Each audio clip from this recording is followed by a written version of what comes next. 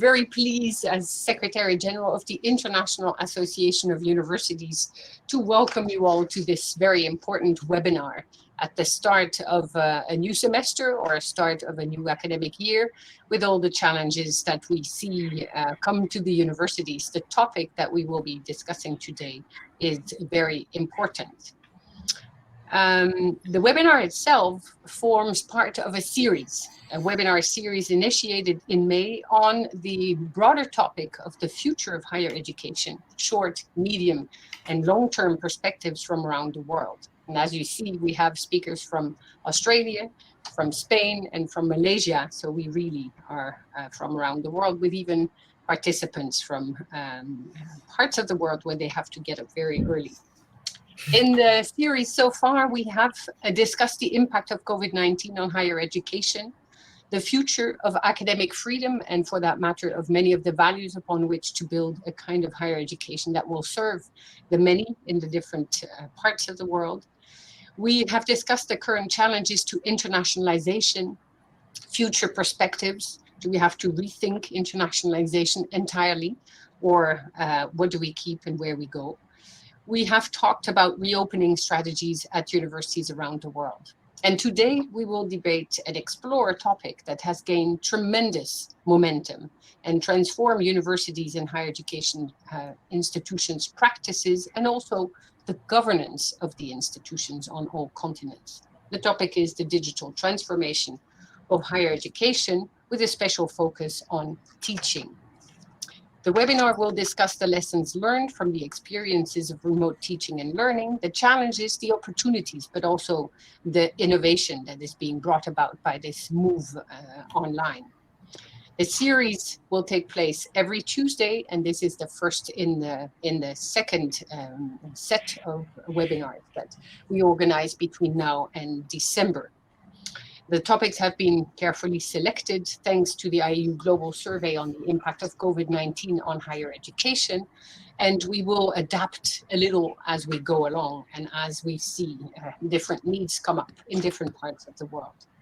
So I'm very pleased to give the floor now to Trine Jensen, who's the manager, events and projects at the IAU. She's in charge of the IAU priority theme of work, technology, and higher education. She's the architect behind the IAU Global Survey report on higher education in a digital era that was developed just prior to all that happened to the world in light of the pandemic. A report that is all the more important because we have a baseline now that we can discuss and see where we go next. She also leads the work on the IAU Global Statement on transforming higher education for the global common good in a digital world. And that is a statement that will be circulated shortly for input from colleagues around the world.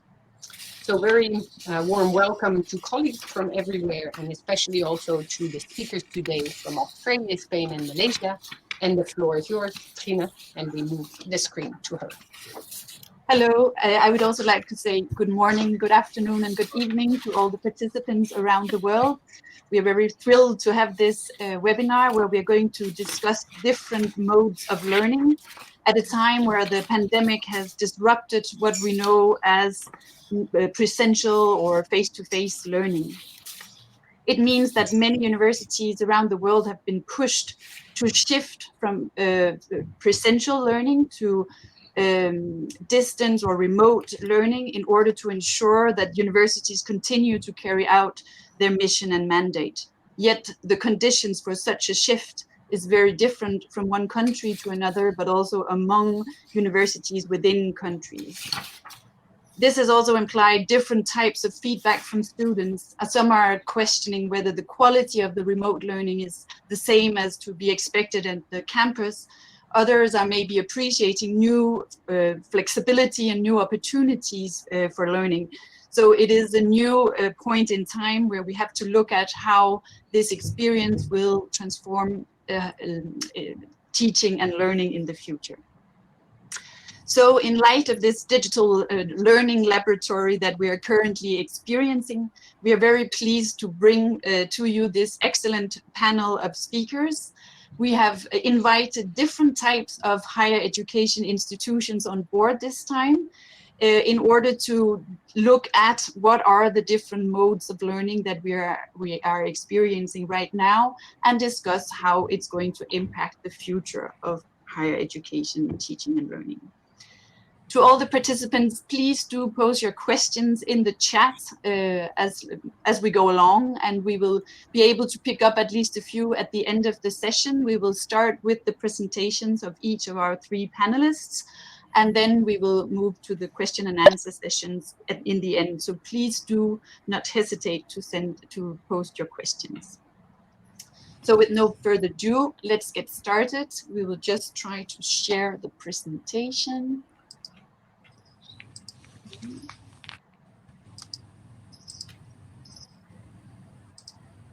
Here we go, and then we have to.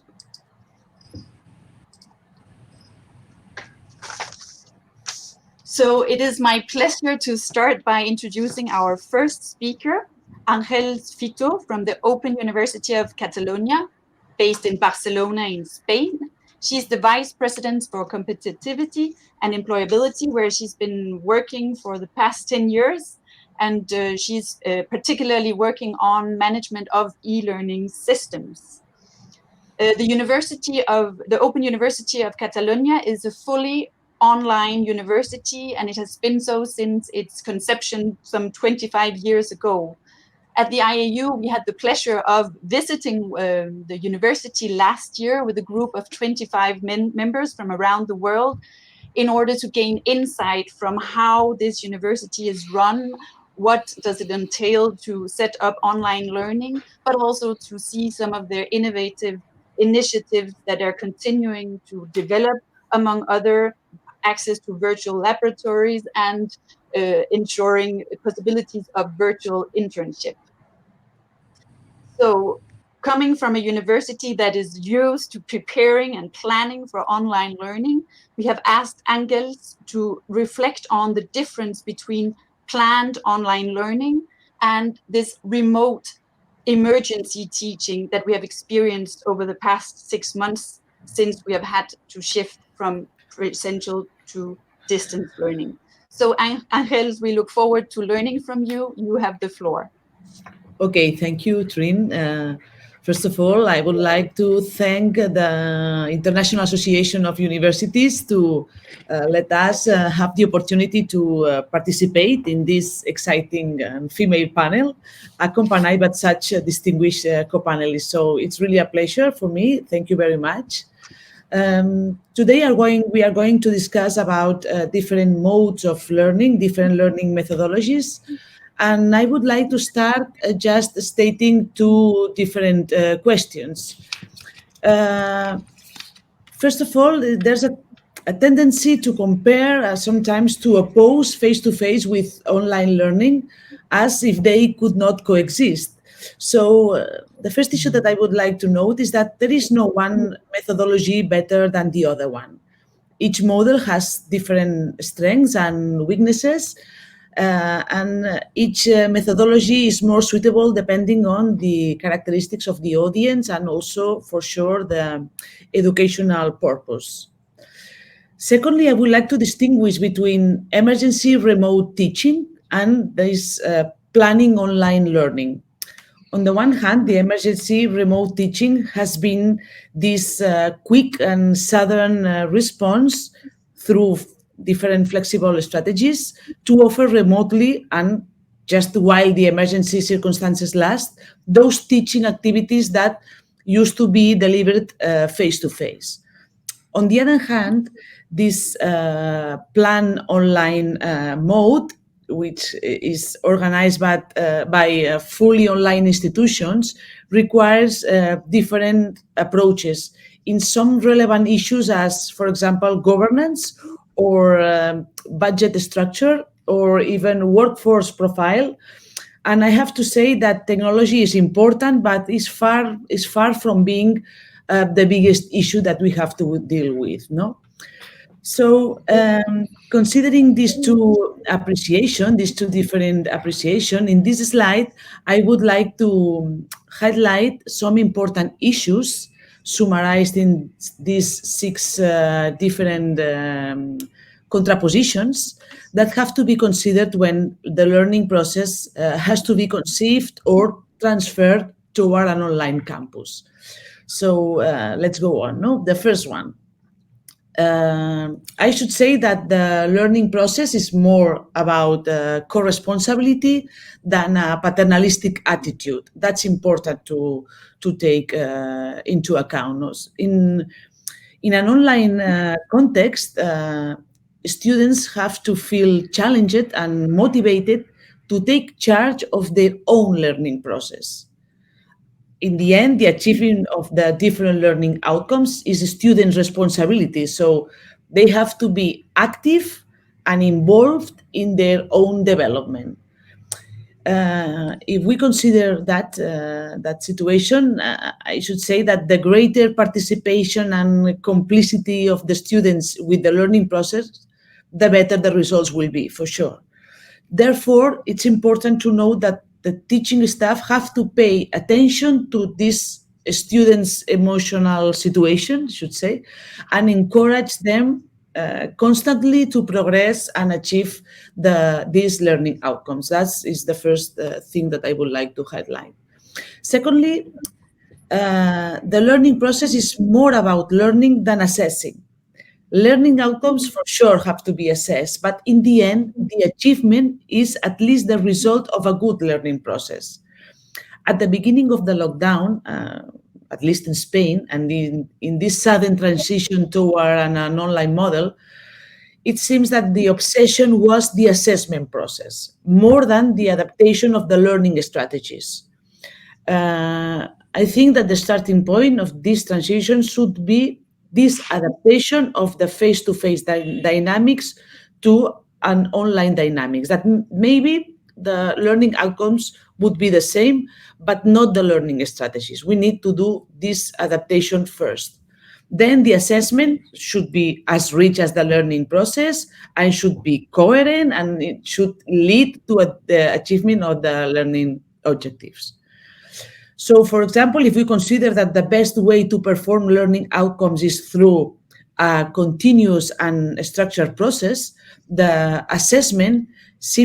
continuous assessment seems to be the best way to guarantee this achievement. Third, the learning process is more about skills than contents. One of the main purposes of learning is the acquisition of a professional profile. It's not the only one, but it's one of the main, of the most important. And this competency profile is a combination of contents and skills or competencies.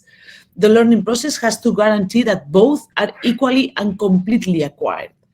And we have to take into account that these competencies are not exclusive of one course, of one subject, but covers the whole program. So they need to be balanced into the whole program. I think that precisely the pandemic has been a good opportunity to develop some skills that sometimes are underestimated. For example, time management, problem solving, autonomous working, or even ethical behavior. All of them are some important skills that the pandemic and the lockdown give us the opportunity to develop, to work with. So it's also an opportunity. The fourth thing that I would like to say, that conciliation and flexibility is more about synchronicity than remote learning. So we know that adult learners, and not only have different restrictions or limitations. They have family, they have work responsibilities, they have sometimes health issues when they are asked to be connected at a certain time. So one of the advantages of remote learning is that it can promote a reflection process that can be adapted to many situations and audience, but only if synchronicity is restricted to those activities that requires, as today, simultaneous interaction. So I like to say that synchronicity needs to be dosed rationally. For example, an interaction session as the ones we are developing today, it's more effective to be done in this synchronous time, but maybe a massive master class is better to be recorded and delivered in a non-synchronous way. No, so it's interesting from my point of view, to set apart synchronicities just for those activities that involve teacher and students interaction, and when this interaction must be simultaneous. The fifth issue, the learning process is more about a social activity than an individual one.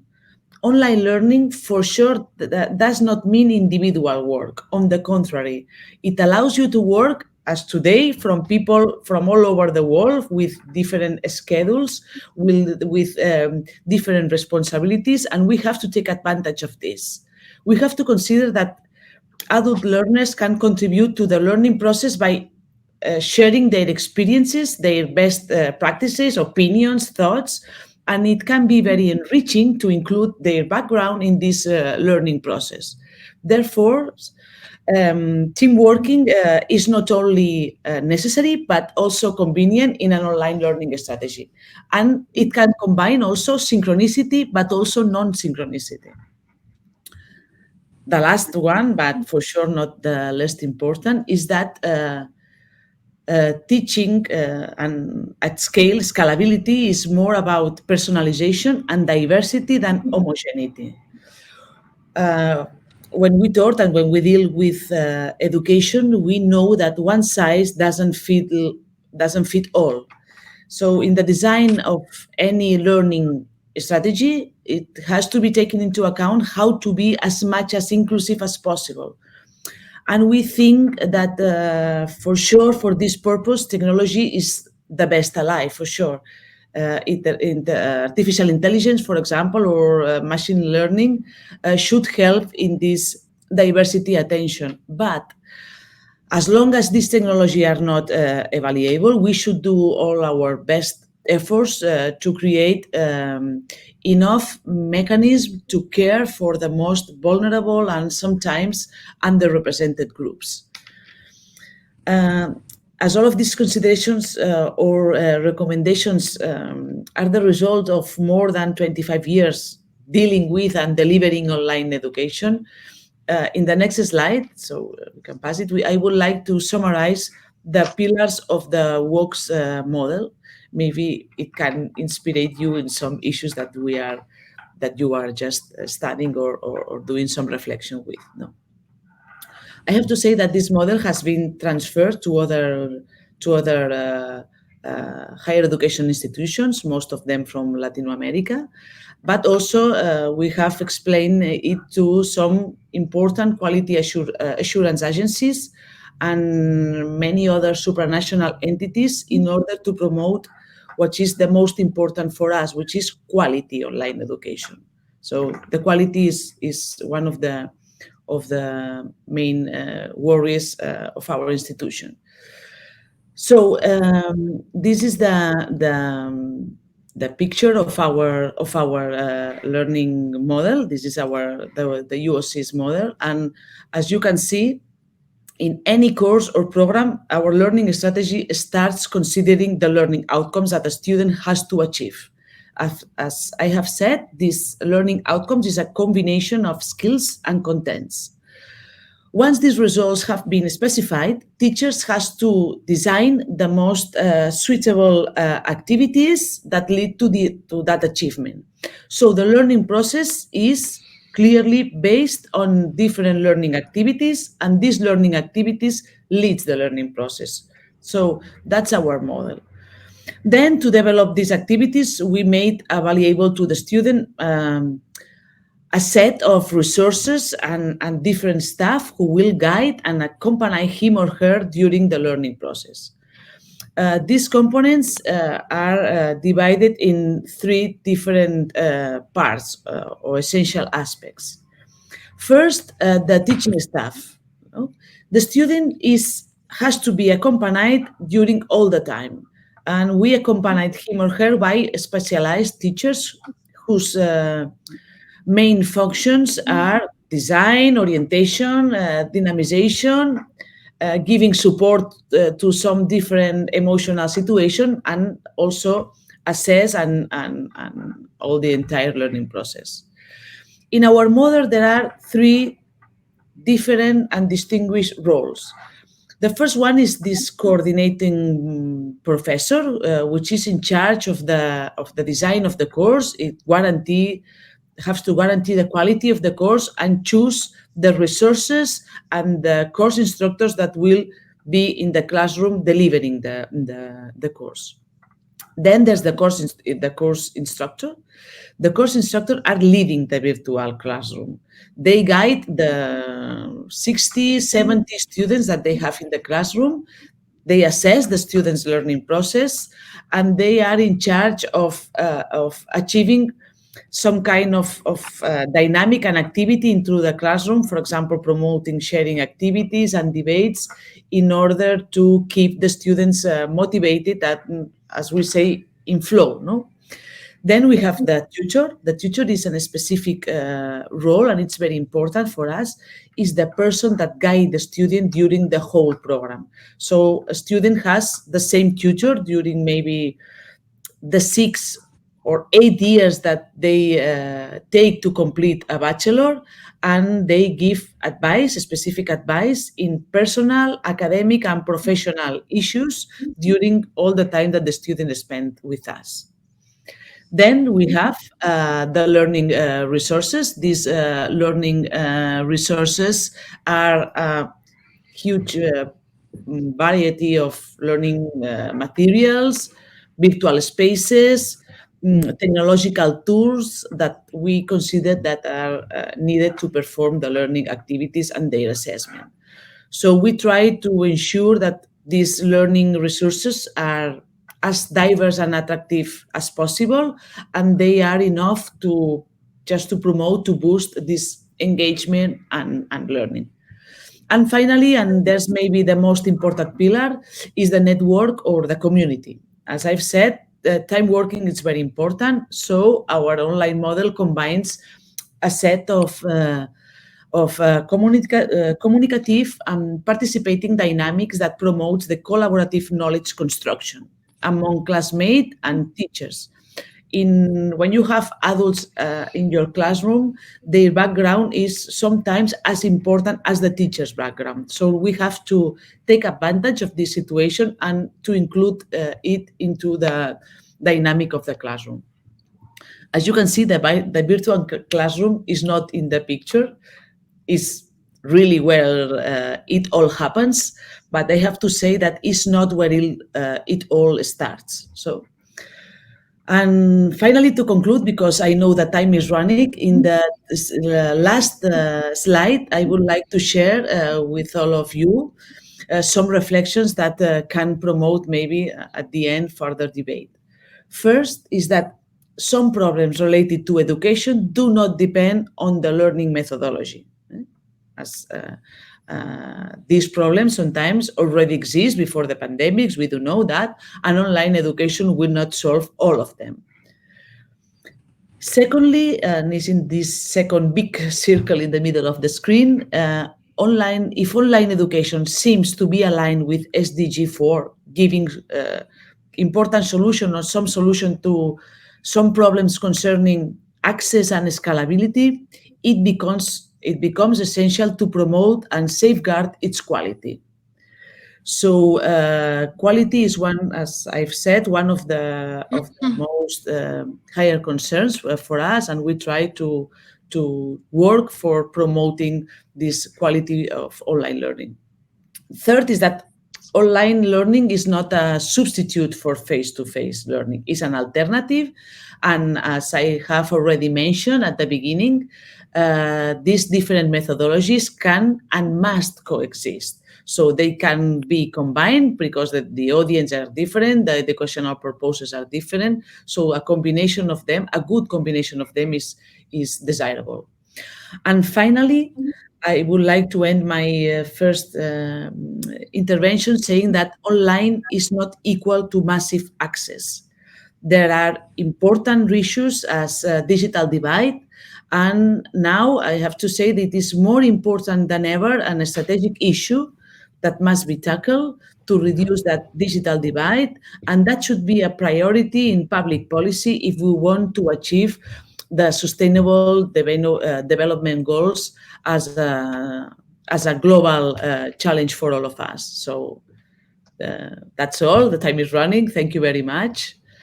Thank you very much, Angel, for your presentation and very enlightening and to better get out of the face-to-face mindset and understand how you can actually optimize the learning experience when you go online by thinking a little bit differently. So thank you for sharing the WOC model. I think that it will inspire many universities as well to your presentation.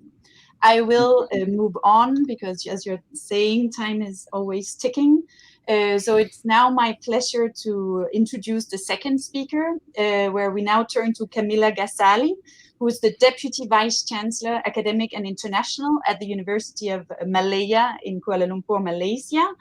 And in this session, Camilla has accepted to represent the brick and mortar universities because this is what the university in Malaya is, where they have their main student body. And of course, as many other universities, Camilla has been in charge of steering this shift from presential face-to-face learning to actually ensuring that all lessons are covered through e-learning or online learning, including the part on alternative ways of conducting assessments and examinations. So in this webinar, we have asked Camilla to reflect on what is the part of the face-to-face learning which is difficult to simulate in the online space. What are we missing out on right now that the pandemic is asking us to maintain physical distances, and also to reflect a bit on how this experience will influence innovations in teaching and learning in more traditional brick and mortar universities. Before giving you the floor, I just want to recall that IAU held a conference at the University of Malaya a few years back, and participants from around the world were greeted by more than 500 students cheering and dancing, which was an absolutely amazing experience. And I really do hope that we will be able to have such experiences again in the future. So with that, I give you the floor, Camilla. Thank you, Srini. You asked what's the difference, what will we be missing, from conducting everything online. That's exactly what we are missing right now. We are missing our students. We are missing the interaction that we have with our students through the activities. And you saw for yourself how active and how wild the students can get in welcoming visitors from all over the world, because they're so keen to demonstrate their culture, the Malaysian culture. They're keen to demonstrate what they can do. So that's what we are missing. It's the social activities, the physical social activities that we are used to in the brick and mortar, as you say, the traditional university that we are. So perhaps I could start off by giving a brief introduction of University of Malaya. We are we are the oldest university in the country, so obviously our brick and mortar and our traditional ways, have set in for a very long time, and moving online was something that we had wanted to do, and we actually had initiated online learnings for a number of years already. But it was very slow moving, even though we had identified faculties to conduct all their lessons online for 1 week in an identified week in a semester. But the pandemic actually pushed all of us into a corner, and we were forced to go online with no choice. because even as we had conducted e-learning classes since 2016, through the pandemic, we actually discovered that not everyone had participated in the online learning, because we knew that some of them were, they were not able to, they were not confident in doing it. And it was during the start of the pandemic, when we all had to go online, when people were scrambling to be trained on how to conduct the classes online. We have the academic development and center that has been tasked to run training programs for academic staff, and included in the training program is how to teach online, conducting online classes, alternative assessments, and so on. But it was only during the start of the pandemic when, hundreds, we had training sessions for 100 academic staff at the same time through webinar sessions, because people were so desperate in getting trained on how to teach online. So in a way, we see this as an opportunity for us to move towards more hybrid teaching and learning. We see this as an opportunity for people to really be trained on how to do it right, how to run classes, and train not just themselves but the students to be independent and to do more self-directed learning.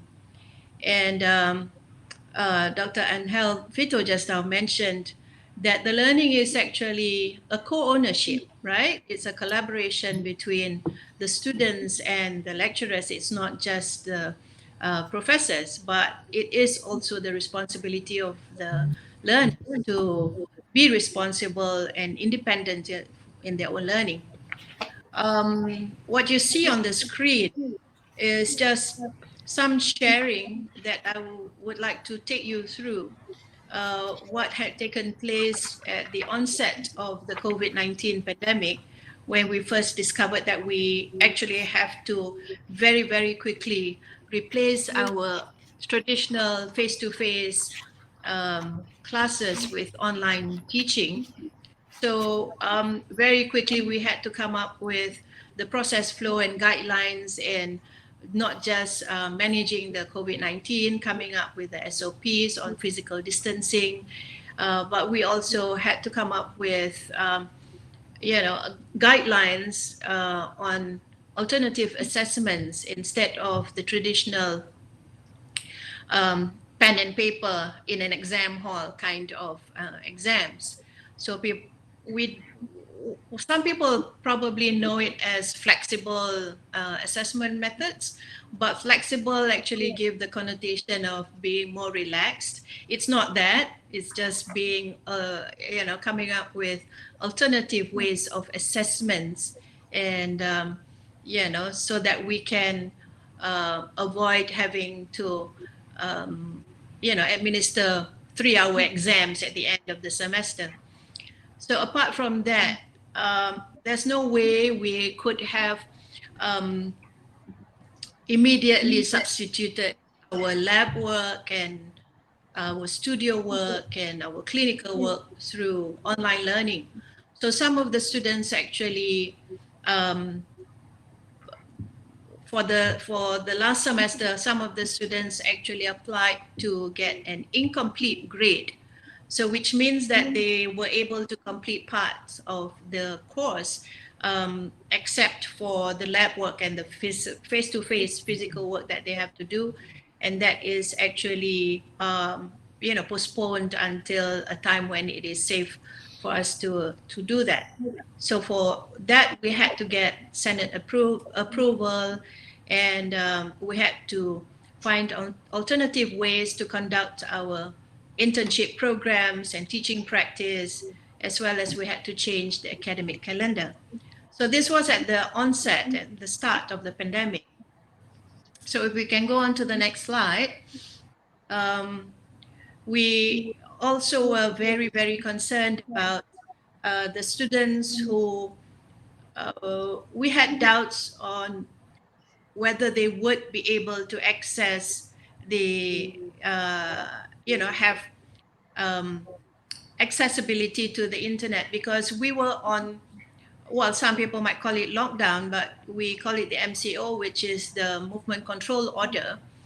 When the pandemic first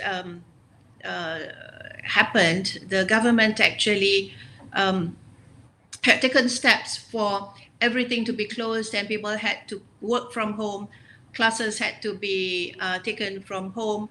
So students were forced to take their lessons online, not from their residential colleges or their hostels on campus, but they had to go home. They had to go home to wherever they are, wherever they come from. And University Malaya being a public university, about 60% of more than 60% of our students belong to the lower income group. So we were very concerned that they might not have internet accessibility in their own homes. So during the pandemic, actually, during the lockdown, we were furiously conducting so many surveys to really ensure that we were able to identify students who had problems with internet accessibility. So when we did that, we discovered that about 2,000 of them actually really had very weak or no access to the internet. So what we did was we had negotiated with a telco who had agreed to give us a very good plan, a very good program for us to be able to purchase a data plan scheme for the students who needed it. So this was some of the things that we had done to ensure that there were, our students had actually were able to access the lessons online. So apart from that, we had worries about, because being, one of the premier, well, we are the premier university in the country. So we do get really, really the best, some of the best students in the country. When you're among the best students in the country, we also have to contend with having students who are very, very concerned about their grades. So one of the things that we had to deal with were questions about how the assessments were going to be, and what kind of what are we going to do about the grading system. We straight A students, we do not want to be, if we're forced to take our lessons online, how are we going to be assessed? What kind of options do we have? So we also conducted a survey to see if they might be open to, not just among students, but also among staff. We had contemplated, instead of assessing them and giving them grades, we were, we wanted to know if people were open to a pass-fail grade instead of an A and a B and a C and the usual way of assessing students. So that was another way, another experience that we had. So in the end, we brought to Senate. It was a very 50-50 situation. 50% of our students said that they want the grading system to remain. Another 50% actually wanted a pass-fail grade. So we deliberated it at Senate, and finally, the conclusion was that we will, stick to what we were already practicing, which was the normal grading system.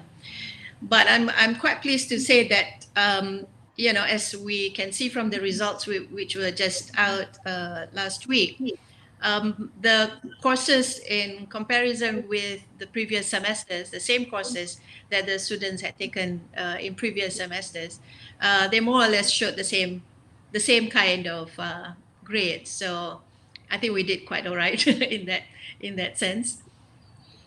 So we also, at the end of the semester, we actually conducted a survey to see what kinds of problems that they had faced. We wanted to know their, their online learning student experience, throughout the time when we conducted everything online. So we managed to get 8,000 respondents. We have a total of about 24,000 students, and about 12 to 15,000 undergraduate students. So obviously the undergraduate students were more, concerned about things like this. So we, out of the 8,000 respondents, the majority are undergraduate students. So we did an online, we did a survey to see how they felt about the online teaching and learning in the last semester. The outcome of the survey was pretty positive. They were appreciative of the lecturers. They were appreciative of the professors who had conducted the courses. If I was a student, who wouldn't be? Because the professors were on hand, and actually they made themselves available almost 24/7. They found that the students, some of them were more open to asking a lot of questions as compared to when it was like face to face. Some of the quiet students were more open to asking more questions because I think they had the video off and people couldn't really see them, and they were communicating with the professors through email, through their mobile, through text messages, WhatsApp messages, and so on. So generally, the professors also were very concerned about the students and how they were able to, understand some of the concepts that were being taught. So they made themselves available all the time. So the survey that we administered showed that students were pretty happy with what we had done generally, but they also had some comments because it was also open-ended. So they were also able to give us some comments, and they were very open to giving us feedback. So we also had a postmortem after the semester was over, taking into account the students' comments and so on. So the 6 main areas during the workshop, or rather the postmortem workshop that we had with the deans and several members of, the university, we also included student leaders in the workshop, in the postmortem workshop. So we identified 6 main areas that we want to improve on, and that is the design of the lessons, the design of the the classes online, and we needed to handle the delivery, not just for the science-based students in terms of the lab and so on. We also needed to deal with how professors were, conducting the lessons, because when we have lectures, usually we would ensure that we will conduct a 1 hour lecture is a 1 hour lecture, but we needed to get across to our professors also that they cannot be conducting their Camila, conscious of time, I just 3 hours. wanted to let you know that we have to speed up a little bit. Okay, all right. So this is just, the kind of like the last bit. So if we can go on to the next slide. Yeah, so these are some of the challenges which I had already mentioned. And moving forward is, what were some of the lessons learned and how we can move forward, and the initiatives that we can take, which is in the next slide, Trini. Okay. Yeah. So these are some of the things that we will be embarking on. Having learned some of the lessons of last semester, we will continue to conduct our lessons online, and the lessons will be more on hybrid fashion. We can enhance internationalization by having visiting professors come online also to be guest lecturers in our courses, and we can look forward more to double and dual degree programs. And of course, we have to look at some of the review of our, staff, key result areas, and so on. Yeah, more training. So that's kind of like all that I have to share. And I'd be pleased to, take questions either after this or maybe by email if people might have separate communication with me. Thank you, Trini.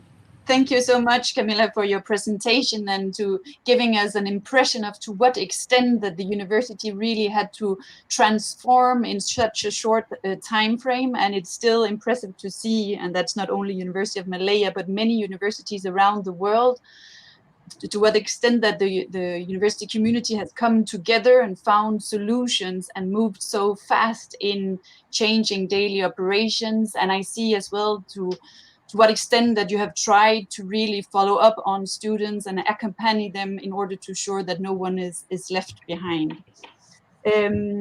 Conscious of time, we will move on, and it's now my pleasure to introduce our final panelist, last but not least, Liz Johnson. Liz is the Deputy Vice Chancellor Education at Deakin University in Australia, where she leads Deakin's ambitious student learning experience strategy. And she has also been involved in developing the online learning environment, teaching innovation, course development projects, building staff capability for learning and teaching. Deakin University started as a correspondence university some 45 years ago, but has developed into a university that offers at the same time presential face-to-face learning, but also online learning. So this also includes the blended experience. And right now we hear many saying that the future will be blended. So we look forward to learning a little bit more about the blended options from you, Liz. You have the floor.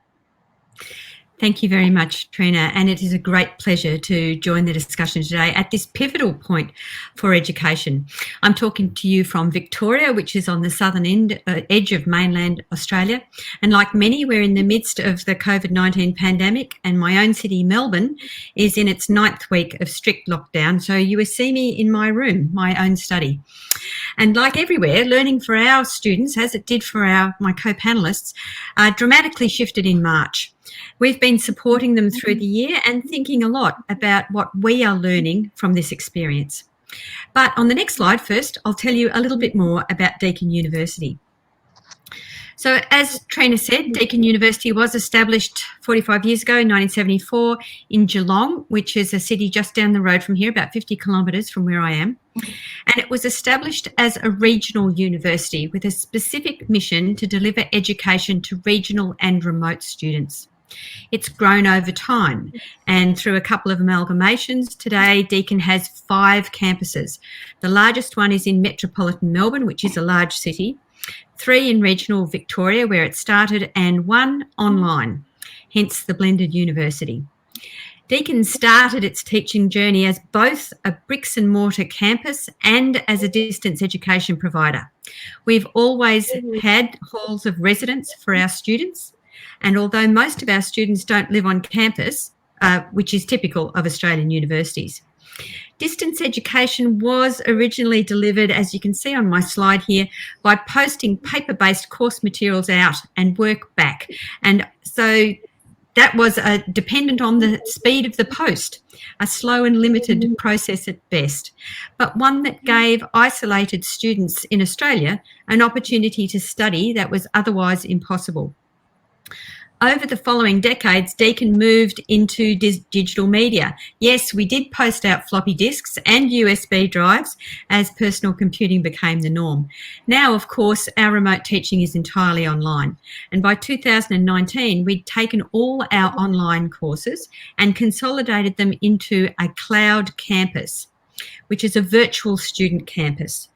And recently, we've introduced the idea of cloud-first course design as a shared principle for curriculum renewal across our university. And I'll come back to this idea in a minute. So to give you some perspective, Deakin enrolled about 64,000 students in 2020. 2/3 of our students are undergraduates and about a quarter of them are international students who've travelled to Australia to study. Of course, nobody joined us after March because the borders were closed. So our international students are those that have been with us for some time. We are deliberately multimodal. About a quarter of our students choose to enrol in an online course, with the remaining 3/4 attending one of our physical campuses. However, it's important to note that our on-campus students can also choose to study individual subjects online as part of their normal course. And in fact, about 63% of them choose this option. And what it does is give them greater flexibility. They can adjust their learning schedules to suit their lives better. And many of our courses are offered simultaneously in 2 modes, both on the campus and online. We constructed our cloud campus, that consolidation of cloud courses, to create a focal point for improving the experience for our online students. But we quickly found that improving online education was important and valuable for all our students. An early piece of work in this endeavour was to map the student journey for our online students to better understand pain points and successes. And we found that our cloud students are quite different from our on-campus students. And on the far right of this slide, you can see a comparison of the proportions of different characteristics between cloud campus students and our located campus students. Our cloud students tend to be older.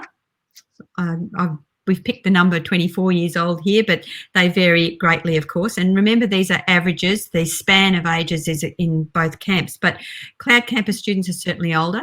They are much more likely to enrol part-time. They're more likely to be postgraduate than undergraduate, and substantial numbers of them have primary responsibilities as their family carer.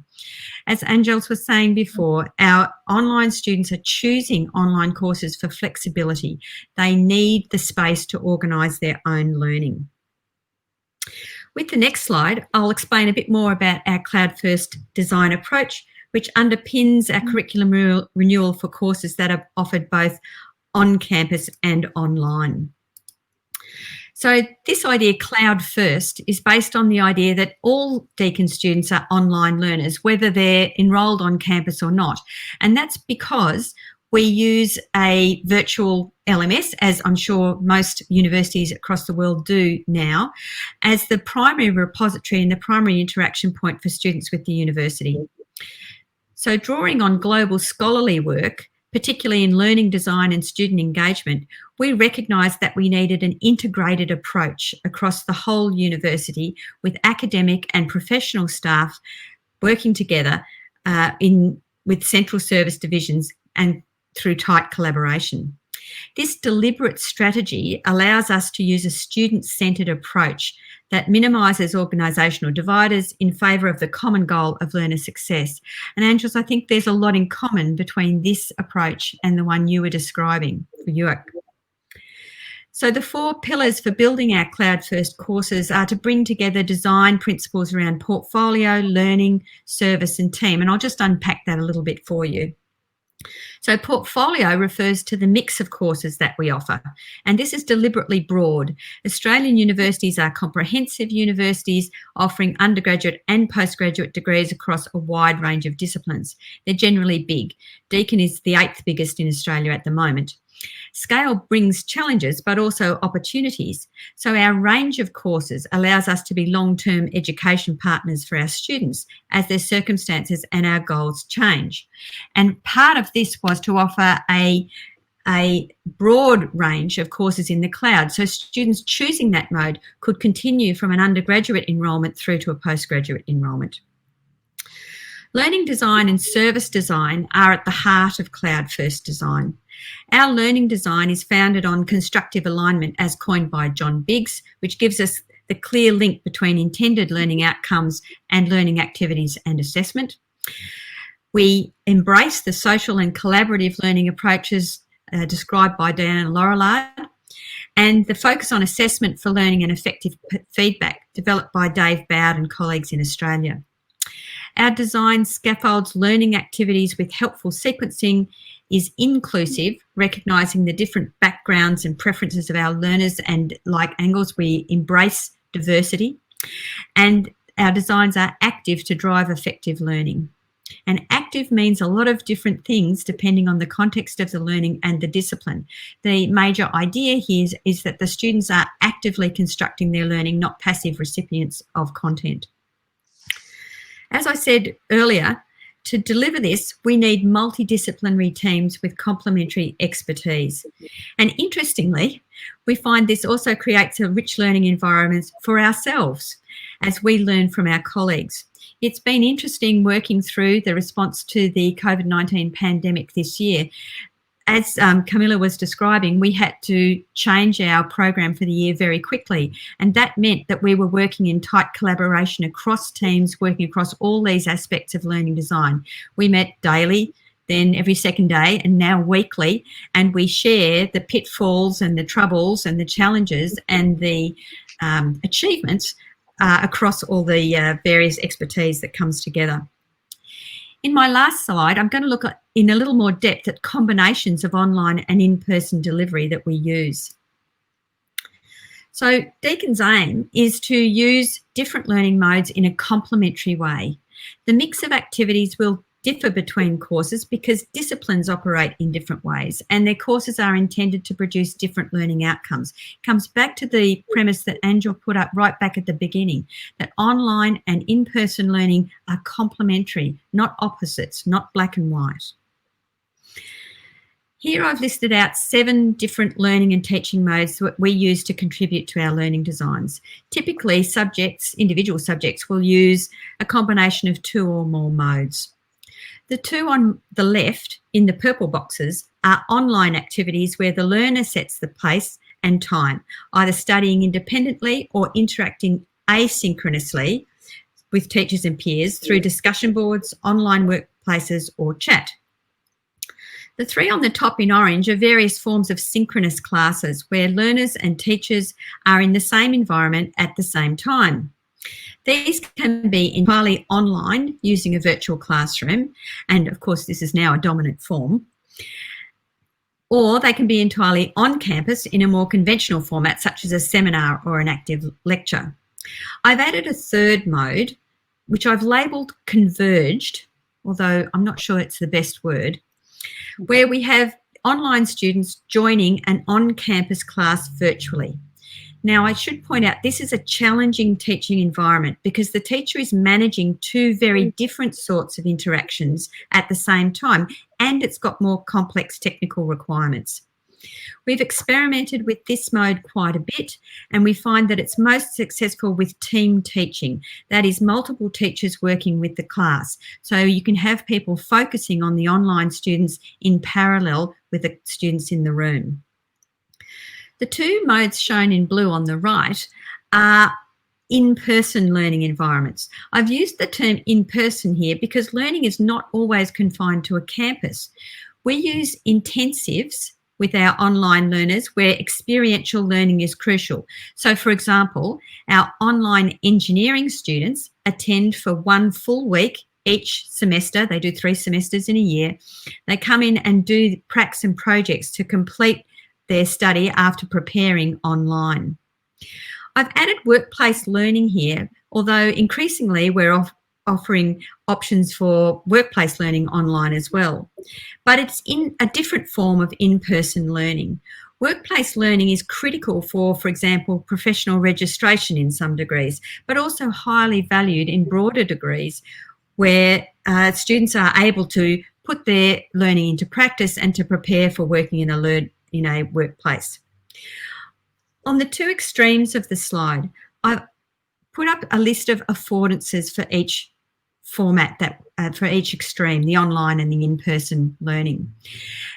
And I want to iterate here the comment that Angel's made, that it is possible to do all things in both modes. The question is really what contributes best to the learning outcomes that you're seeking. So online learning has a lot more flexibility about when and where, and that's a primary reason that students choose online learning. However, I'm also interested in where online does a better job than face-to-face, and where we already use a lot of these advantages. The internet is now the default resource for information for all university students. It encourages exploration and provides sophisticated tools for information management and analysis. Computers are also very useful where repeated practice builds mastery. Think of developing language proficiency or practicing calculations. The computer never gets tired and always has another one for you to practice. The third point here is that increasingly our work is online. We're meeting in a virtual environment today. Our graduates need to be digitally fluent for work and life. In-person learning has different strengths. Our campuses have specialist places where learners can build skills such as laboratories, studios, simulated workplaces. And we use field trips to encourage learners to observe and notice detail to build a holistic experience. Learners with peers and teachers are building personal and working relationships.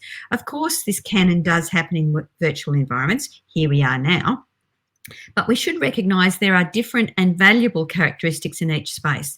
In-person learning can be particularly good for group work, interaction, creative discussion and lateral ideas, and for those learners who need more scaffolding, more interaction as they practice their learning skills. Online and in-person modes can substitute for each other in many ways, and this is important where alternative choices are not available. Many of our online students will never visit our physical campuses. However, I think we should recognise the specific strengths of each mode and make the best of them wherever we can. I think of photography as a good metaphor. Black and white and colour photography both create wonderful images. They have different strengths and are used to emphasise different ideas and create different effects. One is not the deficit version of the other. Photographers may specialise, but we all appreciate having both forms. At Deakin, we use both online and in-person learning because that allows us to cater for different students and to offer complementary learning experiences. And I'll stop there and I look forward to our discussion. Thank you very much, Liz, for this very interesting presentation, and also highlighting again the importance of the different types of learning. There is not one right way of learning. There are different modes of learning, and they should also coexist. And it's more about the purpose and the experience that you want to provide to the students. So thank you very much. We will indeed turn to the question and answer session. And before I will hand the floor back to Hillit, who will moderate this session, I'll just start with the first round of questions. And I'll start with you, and Hillis. I wanted to ask you as well, I think that a little bit similarly to what Liz showed us, the age of the students at WOC University are in average 30 plus.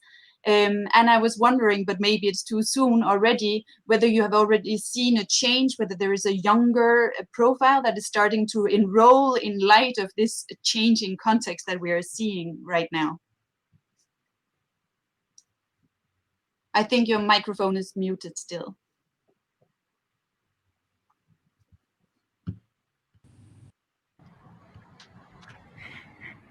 Okay.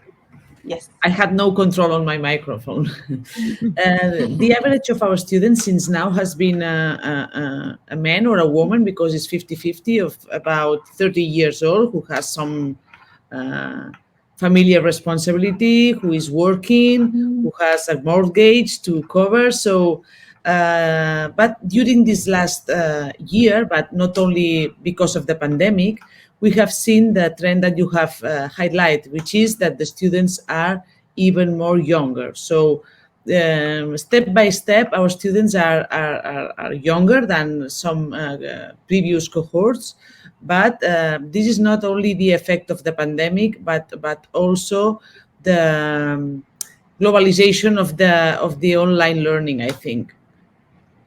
Okay, thank you very much. I think that is interesting. And also, as you say, it's not something only due to the pandemic, but maybe a shift that there is a more open mindset as well of the flexibility that online learning offers, because that's what you and Liz are insisting on, that it allows you to manage your time differently.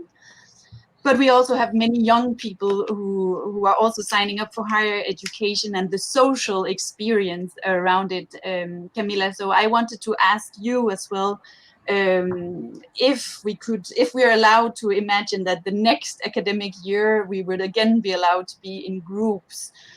How do you see the University of Malaya develop? Do you think that you will revert back to majority of presential education, or will it more be a blended mode, as you were also alluding to in your presentation? Yeah, thank you, Trini. We will continue with online learning until the end of this year. And the plan is actually to move towards more blended learning. So, as I mentioned earlier, in some of the courses that we conduct, we will not be able to get away with just online learning. For example, the engineering students will have to get into labs, architecture students will have to go into the studios. So, however much we try to use virtual labs and all kinds of software and apps, um, even for the non-science students, what's missing is actually the social interaction. I prefer to use physical distancing rather than social distancing, because we cannot, go on with being so socially distanced. We want to be socially inclusive. We want to be, interacting face to face. But the mode will be in much, much smaller groups than before. Lab work will have to be not crowded. We have in place the SOPs, and this will continue. We will do more micro-credential courses, so that we will be able to also offer to some modules to the public if they so wish to participate. Thank you very much, Camilla. So it shows us that I think that this experience will indeed have consequences on the long term. I mean, there are opportunities that are being explored, so it will be interesting to follow indeed. Liz, as well, a question for you, because I think that you and Angel were saying the same thing as well, that in terms of online learning, it requires more self-directed learning. The learner has to take more control of the learning path, etc.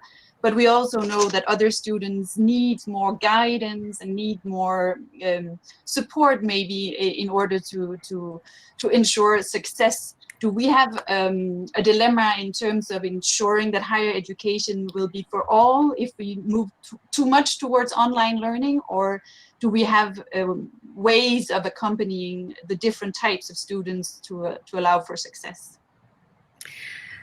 Complex answer to a complex question, and an interesting one. So a couple of things to think about here. First of all, students can be supported through online learning, and their learning can certainly be scaffolded, and they can certainly be assisted to develop their own learning skills, because of course that's what they actually need. They need to mature as learners. But I think one of the things that's become wildly clear to me this year, something that I'd underestimated, is how important it is to set student expectations. So in March, when we moved all our students into what I would call cloud mode, online learning, our online students, our cloud students said, yes, business as usual, wonderful, glad you've all caught up. And the other students were very taken aback, not because they couldn't do it or because they felt they didn't have support, but because it wasn't what they expected. It was interesting, when we asked them, and we did some surveys too, Camilla, I think everybody's been pestering their students for information a lot this year.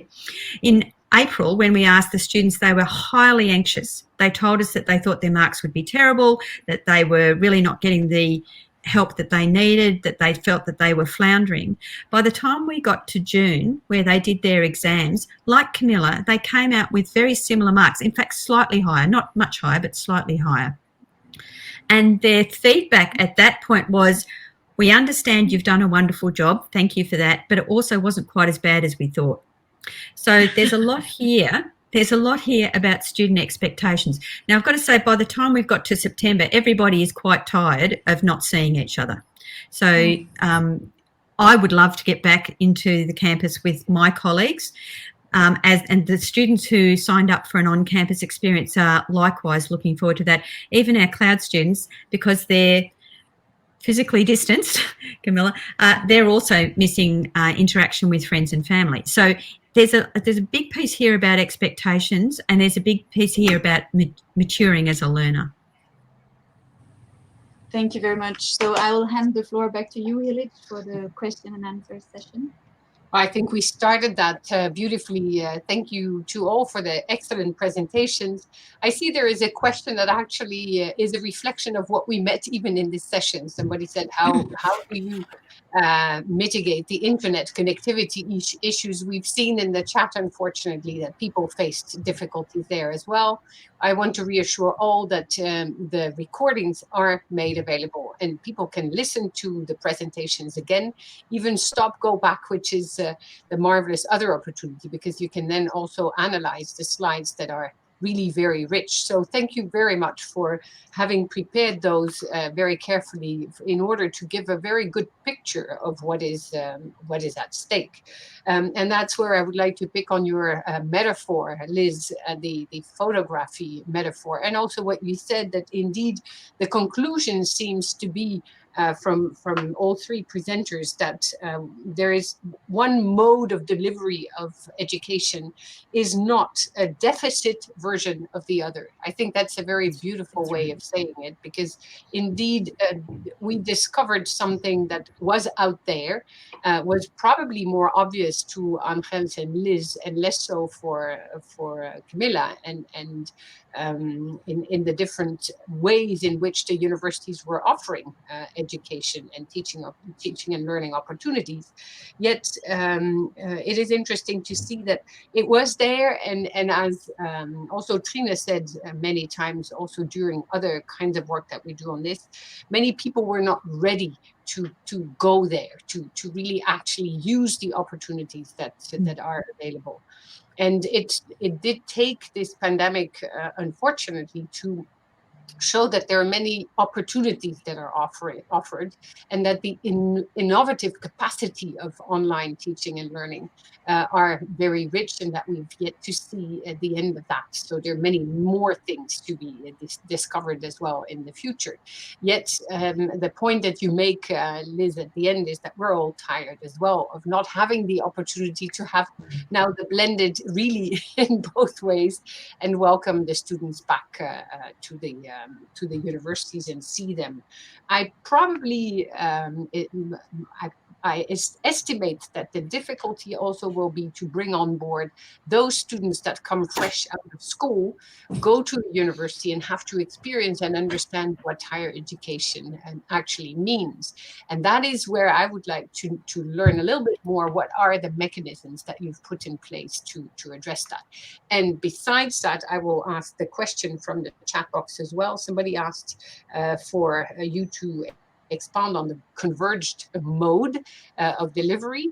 And that is a question that you called such, Liz, and you said you were not sure if that was the best definition. But I'm sure that all three of you can respond to that question and to the initial one as well. How do you bring on board the students and really bring them on board of a mixed mode for the short and medium term, but also probably for the long term? So maybe start with Liz. Thank you. Okay, so take them in order. The question about students coming in from school and not being prepared. Interestingly, our schools have gone online too.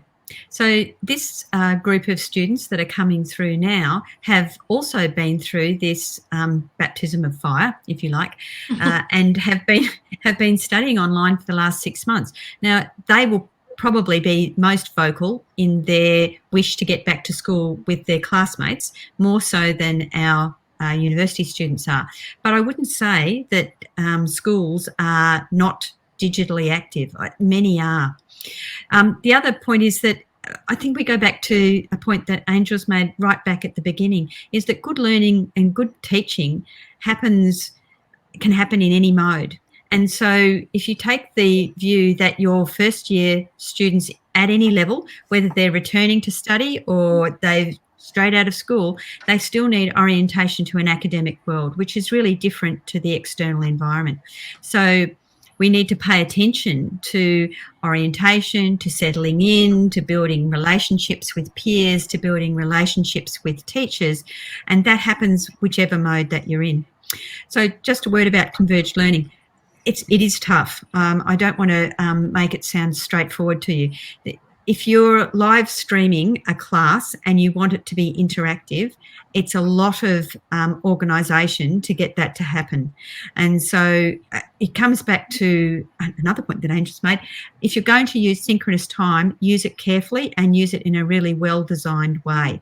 There are plenty of virtual classrooms, and in fact, Zoom will do it for you. You can do that kind of classroom on Zoom if you wish, but it is complex, and I would suggest spending a fair bit of time on design before you leap in. Okay. Thank you very much. Would you like to pick up on that, Angel?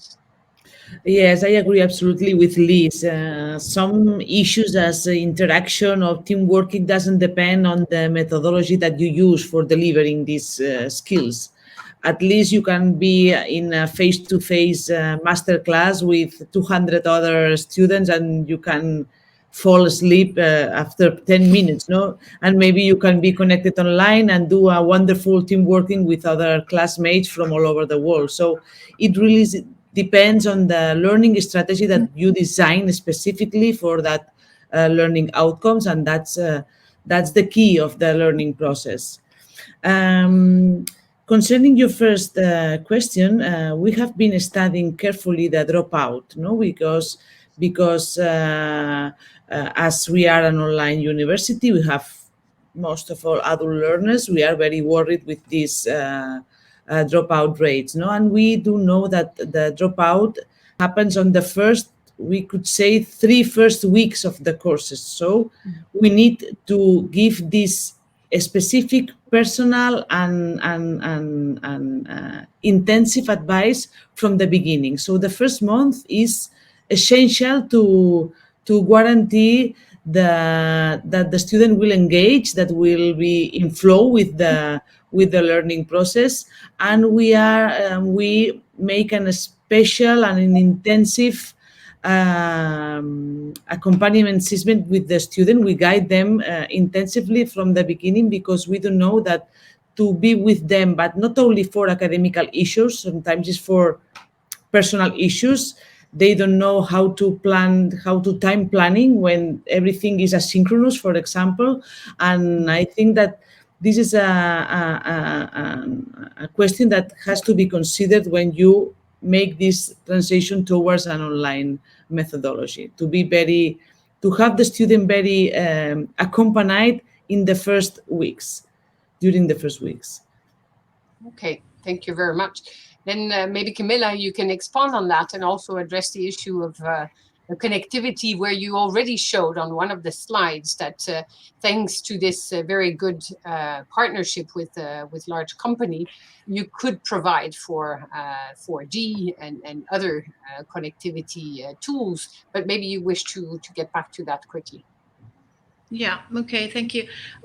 Yes, I did say that through the surveys, one of the surveys that we conducted, we were able to identify students who actually told us that they have very weak or no connectivity. So the university had supported not everyone, but then a good number of the students who belong to the lower income group with SIM cards. So it's a data plan that was sent to them so they would be able to follow the classes online. So that was done for a portion of our student population. The other one on having the students on campus in the new semester, we have determined that the new students will be invited back on, well, not back, they've never been to campus. So they are invited to come onto campus to just have a feel of what it's like, to be on campus. So they would be our priority in providing accommodation. So accommodation also has been like spaced out. We cannot have the usual 3 or 4 to a room. So we will be providing single occupancy or double occupancy. So only a smaller portion of the students will be accommodated. So which means that the more senior students will they may come to campus, but they may not get a room. And the reason why we also wanted to have the new students come on campus is so that we would be able to address those with no internet connectivity at home. So when we conduct our classes online, they will be accessible because the campus is has good Wi-Fi.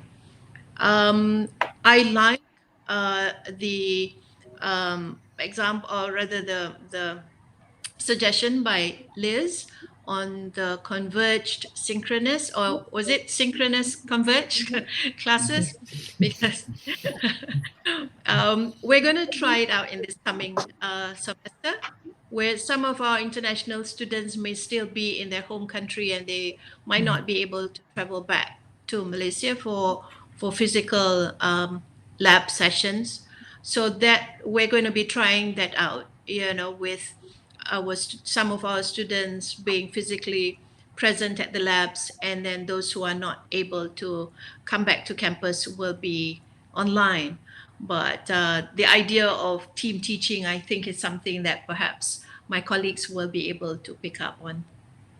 Yeah, thank you. I see that a lot of work actually has gone into new strategies, because you get to have everybody on board. And so the previous months have been very, very busy for you as experts in the field and the leadership in universities, but everyone on staff.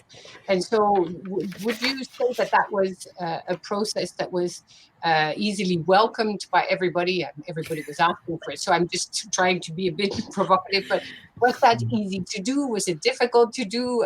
Would you say a little bit about the onboarding also as far as actually the development of institutional strategies was concerned? Because it concerns everyone now more maybe than before. I'll jump in. Look, it was certainly not easy, and I don't think it's because of a lack of willingness or a lack of capability, but it was a lot to do about speed. Nobody had time to think this through and to develop their thinking and to work systematically. We were trying to make sure our students didn't lose too much time, and the pandemic for us arrived 2 weeks after the beginning of the academic year. So we were, it was very intense. I guess one of the advantages of having a university that has both online and on campus was we had enough staff who were familiar with online delivery, so that the people who had to move their classes and their thinking and their design and their assessment online quickly had others to talk to. And I think that meant that it disseminated rapidly. But I mean, getting back to the original problem, of course, in that time frame, we did end up doing emergency remote teaching, even though we've spent a lot of time developing capability around online learning design. If you don't have time, then you're necessarily doing something which is not what you would choose if you spent the normal time in development of a curriculum. So the answer is yes, it was hard. I think, though, what it has done is, as Camilla's describing, it's opened people's eyes to new possibilities. Thank you. And Angel and Camilla, and maybe you can also take the question on assessment. You said, Angel, in the beginning that assessment is not the most important. It's the learning, and it's the learning project and the journey to it. But everybody also had to struggle with new strategies around assessment. So if you can take that dimension on board as well, because unfortunately we're almost reaching the end of this beautiful session. So Angel? Okay. Although we are an online, a fully online institution, and maybe the lockdown has had a less impact on our dynamics than any other institutions, I think that there are different questions that are important in these times of challenge, no? Because we have to change the way the students were doing their internships, for example, and either the final exams that normally were done in a face-to-face mode, and we transferred to a virtual mode. And I think that it's important first to inform, so to give a lot of information to the students at the right time and at the right moment and at the right mode, you know. Then to listen to them, because as I've show up in the first slide, is we work with the students and not for them. So we have to include them and to make them participate. And when they find the solution, they have to know that the solution, they have participated in the way that we have solved some problems. So listen to them is also as important as inform them. And then encourage not only students for sure, but only teachers who has made a big effort to make these adaptations. And in these times, maybe our efforts has been to transfer to any other institutions all our experience, all our learning resources. We have made available in our front page a lot of learning resources that can be adapted to face-to-face universities. So our first concern was just to transfer and to open to the other higher education institutions some issues that we have learned all over these 25 years of experience. Then in terms of assessment, as I've said, the assessment has to be coherent with the learning strategy that you have designed accordingly to the learning objectives that you have first decided that you want to develop. So there are many ways of assessment. It's not only a final exam, a final test.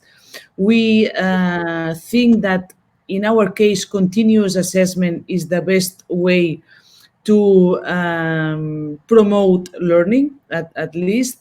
But we introduce many kinds of assessments. Sometimes are, for example, if the skill that you want to develop is team working, it has no sense to introduce a final exam at the end of the learning process, because you are trying to develop and assess team working, which has nothing to do with a final exam.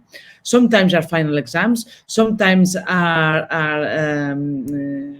activities, different activity tasks that require the development of different competencies. Sometimes is critical thinking or problem solving, or sometimes are communication. The communication skills are the ones that have been proved. So there's no one solution. There's also a combination of solution that must be coherent with the learning strategy.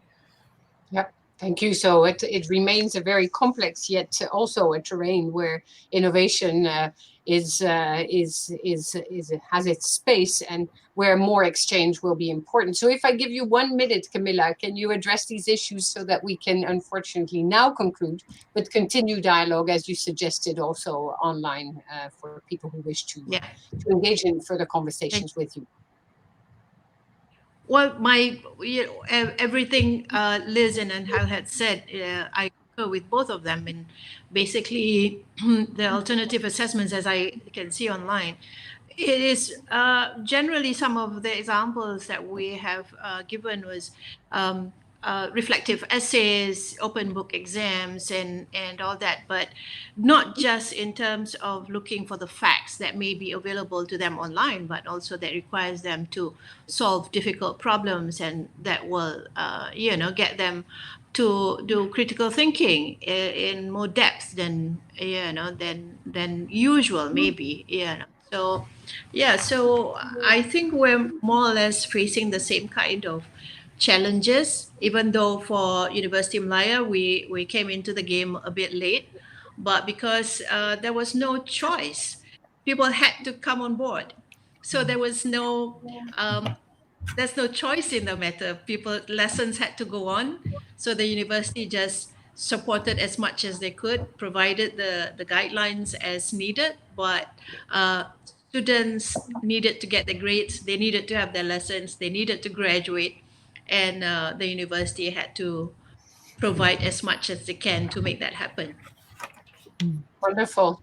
And I think that it's beautiful that the three of you now have an open communication channel, and that should be the case for others as well, who can look up what you have published, what is available on the websites of your universities. And I think a sharing of experiences was absolutely essential. Thank you, Trine, for triggering that. And I would like to very warmly thank you for the excellent presentations. I will myself look back at them and with the explanations, because the slides were really very rich and offered many opportunities for further discussions as well. In this series that will continue every Tuesday from now on until December, maybe except for one, but that you will find on the website, there will be two other sessions devoted specifically to the transformation of higher education in the digital era. And I'm sure that already the discussions here and the presentations will fuel further debate on the shaping of those two sessions, even though they're almost finalized, but that will feed in there as well. Other issues that will be discussed is international collaboration in research, and also how that happens in the digital era. We will look at the content dimensions, and you see a slide or you see a banner behind me. Sustainable development is an important theme upon which we work, and we hope that this period will not shove off the agendas many of the important topics that we needed to get strongly into our curriculum and curricula.